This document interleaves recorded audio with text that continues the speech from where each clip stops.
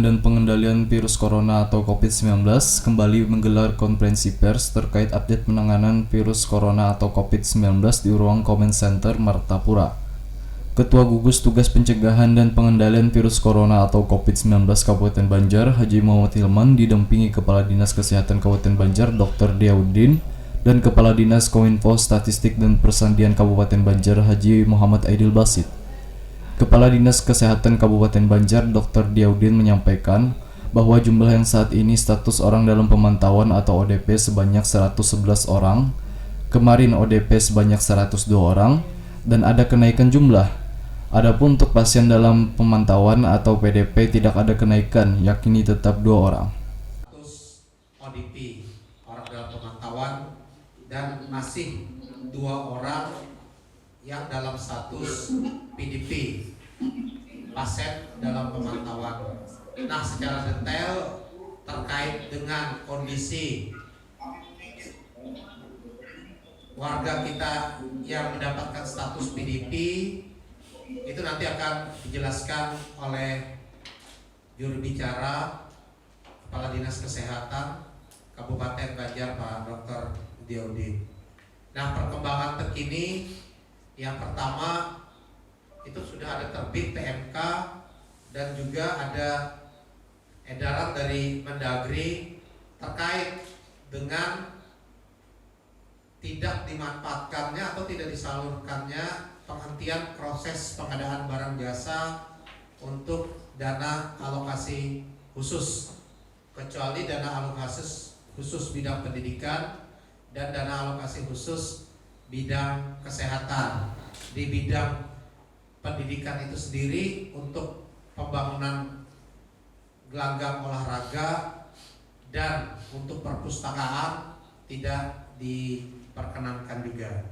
Nah, ini ada dampak bagi kita semua bahwa pembangunan infrastruktur baik itu jalan, air minum, sanitasi, dan irigasi serta beberapa dana DAP lainnya untuk tahun ini kita tunda dulu pelaksanaannya, dan memang masyarakat yang sudah mengharapkan keberadaan infrastruktur ini untuk bisa dimanfaatkan pada tahun ini akan tertunda karena dana alokasi khusus tersebut tidak dimanfaatkan. Nah, seiring dengan perkembangan terkini juga itu ada arahan untuk pemanfaatan dana desa bagi kepentingan penanganan penyebaran COVID-19 ini. Nah, karena itulah pemerintah Kabupaten Banjar akan melakukan langkah-langkah melalui koordinasi oleh Dinas Pemberdayaan Masyarakat Desa ke desa-desa agar melakukan pergeseran APBDes-nya. Nah, protokol tentang apa tugas desa itu sudah disiapkan, ada dasar yang menjadi acuan. Nah, terkait ini juga untuk dana kelurahan kami rencanakan juga akan dilakukan pergeseran dengan harapan sosialisasi, edukasi, gotong royong, dan kebersamaan dari masyarakat sampai dengan level bawah yang ujung tombaknya adalah perangkat desa dan aparatur kelurahan itu bisa lebih efektif hingga social distancing yang kita laksanakan pada saat ini dan juga kebijakan work from home, pegawai dari rumah dan juga belajar dari rumah itu bisa efektif dilakukan.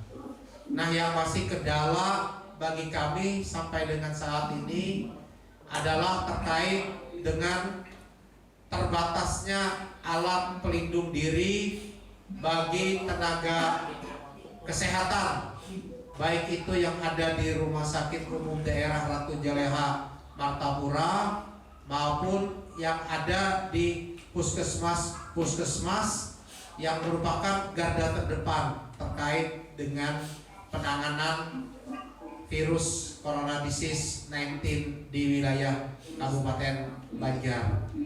Memang ada informasi bahwa melalui Kementerian Pertahanan itu ada 2.000 piece alat pelindung diri yang diserahkan ke pemerintah Provinsi Kalimantan Selatan atau gugus tugas Kalimantan Selatan. Tetapi kami pertanyakan sampai saat ini belum ada jawaban dan tidak ada kepastian apakah alat pelindung diri itu diserahkan atau dibagikan ke daerah-daerah. Nah, ini harapannya kita ingin Kalimantan Selatan bersatu padu terkait dengan ini. Nah, mohon ini bisa menjadi perjuangan kita bersama agar harapannya tenaga-tenaga kesehatan kita yang berjuang dalam kondisi saat ini, mereka dibekali senjata yang cukup untuk bisa menghadapi dan mengantisipasi serta melakukan penanganan kepada masyarakat kita yang membutuhkan seiring dengan penetapan status tanggap darurat ini dan adanya kemungkinan penyebaran COVID-19 di wilayah kita. Terkait dengan belajar dari rumah dan juga bekerja dari rumah dan arus lalu lintas masyarakat yang datang, memang ada beberapa kendala yang kita hadapi, seperti misalnya di pondok pesantren dengan menetapkan mereka mengambil kebijakan tidak memulangkan santrinya, tetap menjalankan kebijakan belajar dari rumah, mengurangi aktivitas pembelajaran, tetapi santri-santri yang di pondok itu tetap berada di pondoknya masing-masing. Jadi mereka melakukan lockdown lokal, diisolasi. Nah, ini juga banyak hambatan, banyak orang tua yang gelisah karena anak-anaknya terisolasi, mereka tidak bisa untuk berkomunikasi dengan anak-anaknya. Nah, sebagian besar ada orang tua yang menginginkan melaporkan kepada gugus tugas agar anaknya diberi kesempatan untuk keluar dan belajar dari rumah seperti kebijakan yang lain. Ini sudah bagian juga yang kami komunikasikan, tapi dengan pertimbangan kemaslahatan yang kita utamakan, karena dari pondok pesantren ini tidak ingin terlalu lama waktu belajar di rumah yang mungkin bisa mengganggu proses pembelajaran dan kurikulum yang sudah mereka tetapkan, dan juga untuk keselamatan seluruh santrinya.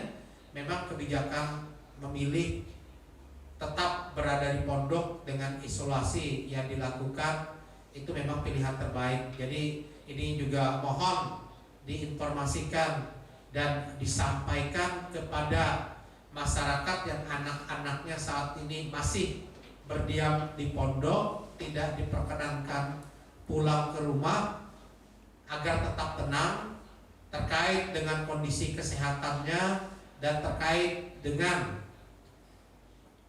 kondisi penyebaran virus yang mungkin saja terjadi. Kami melalui gugus tugas Kabupaten Banjar berkoordinasi dengan pihak pondok agar terkait dengan penanganan kesehatan, dan apabila ada kemungkinan penyebaran virus masuk ke pondok, kita sudah ada penanganan, sosialisasi dan edukasi yang kita lakukan ke pondok-pondok pesantren.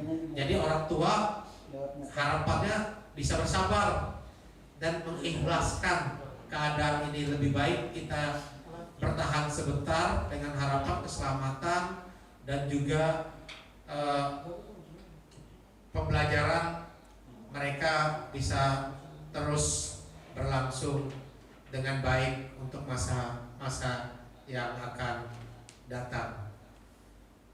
Dan juga kita tetap melakukan upaya untuk memantau kedatangan dan lalu lintas masyarakat atau orang yang datang untuk berdiam, menetap, atau menetap sementara atau bekerja di wilayah Kabupaten Banjar.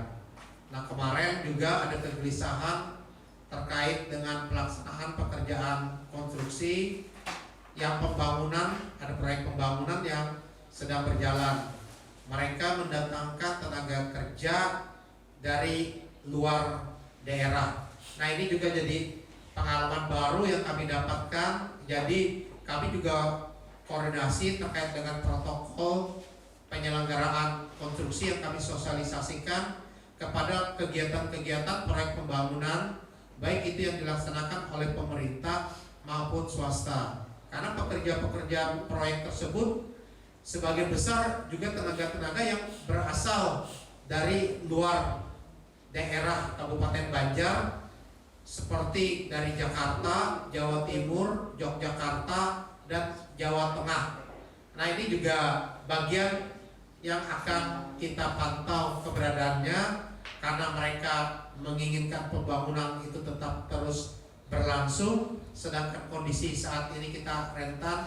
Nah, ini juga ada komunikasi yang kami lakukan.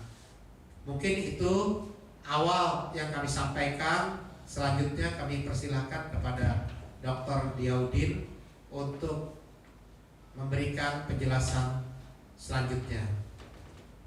Terima kasih, izin Mas Sekda. Bapak sekalian, untuk informasi saja, alhamdulillah pagi siang ini kita cuma naik sedikit kan, dari semalam 106 ODP, saat ini 111. Dan untuk PDP perlu diketahui itu angka 2 itu 1 PDP baru. PDP lama itu sudah negatif 1, jadi dihilangkan, sudah keluar dari isolasi rumah sakit UIN, sudah dipindah ke ruang perawatan biasa. Dan ada tambahan 1 lagi. 1 ini sebetulnya pasien yang langsung berobat ke poli di rumah sakit UIN.